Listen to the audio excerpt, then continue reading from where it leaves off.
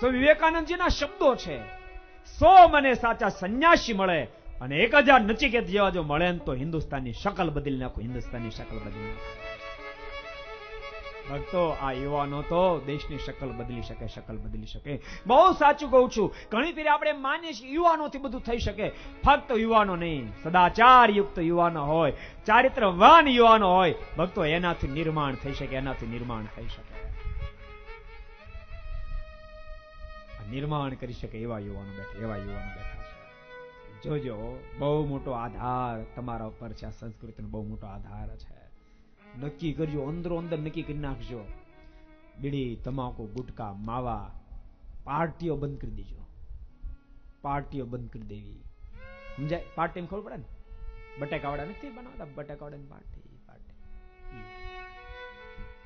અંધારે અંધાર વેચાતું નથી, એ બધું બંધ કરી દેજો. ભક્તો, તમે જોવો તો ખરા કેટલું ભયંકર ચીજ હશે, એની સામે પ્રકાશ નથી પાડી શકાતો, પ્રકાશ નથી પાડે, અંધારે વેચવું પડે છે. માટે મહેરબાની કરી જોજો, યાદ રાખજો, એ મીટ નથી વેચતા, તમારો હિન્દુ ધર્મ વેચી રહ્યા, તમારો હિન્દુ ધર્મ વેચી રહ્યા છે, તમારા હિન્દુ ધર્મને ખતમ કરી રહ્યા છે, હિન્દુ ધર્મને ખતમ કરી રહ્યા છે. માટે ખબરદાર, મહેરબાની કરી અને ભક્તો, એ પથ ઉપર જાશો નહીં. કરબદ્ધ પ્રાર્થના કરો, એ પથ ઉપર જાશો નહીં. ભક્તો, એવા દિવ્ય જીવન બનાવો. તમે મિત્ર સર્કલ એવા બનાવો, એકની અંદર પણ એક વ્યસન ન હોય, કુટેવ ન હોય, કુલક્ષણ ન હોય, અને સાથે બેઠા હોવ તો ભક્તો, આભને અંબા એવા સંકલ્પ બેઠા બેઠા કરો, આભને અંબા એવા સંકલ્પ કરો. મારા દેશને માટે આટલું કરવું છે, મારે સમાજને માટે આટલું કરવું છે, બેઠા બેઠા એવા સંકલ્પ કરો, દિવ્ય સંકલ્પ કરો. ભગવાન તમારી ભેળા ભળી જશે. સંકલ્પ સારા કરશો, ભગવાન તમારી ભેળા ભળશે, જીવન દિવ્ય બનાવશો. આના કરતા મને વધારે ગમે છે. આને વાંધો નથી, પાછો જોજો, રૂપિયા એ આપવાના, હજી તો જમા નથી કર્યા, અટકે પગઠેર આવે તો નથી આપવા કે, એટલે વાંધો નથી કઈ. એને જીવન જીવવું તો ભક્તો એ જીવી ચૂક્યા છે, યાદ રાખશો.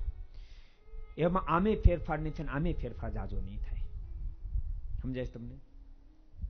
આને જીવન બહુ લાંબુ જીવવાનું બાકી છે. આમાં ધારી એટલો ફેરફાર થાય, ધારી એટલો ફેરફાર. અને આ તો ખેડૂતોને દીકરા બધા બેઠા, બધાને ખબર હોય, વીઘે 30 મણ બાજરી કરી હોય, બાજરી, પણ એ તમારે ગાભે આવી જાય, પછી સંકલ્પ કરો કે 30 મણ બાજરી તો કરવી જ છે, એક એક ડુંડી નીકળી હોય, પછી થાય 30 મણ. કેમ લાગે?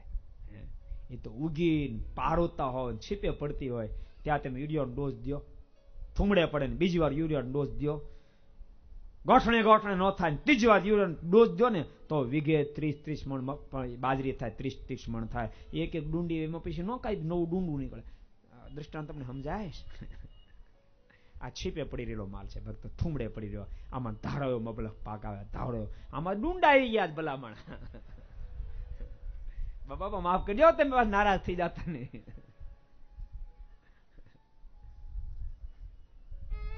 અને ભક્તો, આ સમાજ તો ભાગશાળી છે, કારણ કે આ ધરતી પર અનેક મહાપુરુષો થયા છે. એની યુવાની અંદર એને હરિહરાનંદ બાપુ જેવા સમર્થ પુરુષનો જોગ થઈ ગયો હતો.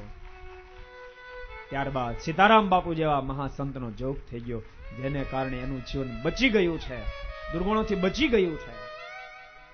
મહાપુરુષના દર્શન કાફી હોય છે ભક્તો, દર્શન કાફી હોય છે. દર્શન માત્રથી માણસની વિચારધારા બદલી નાખે.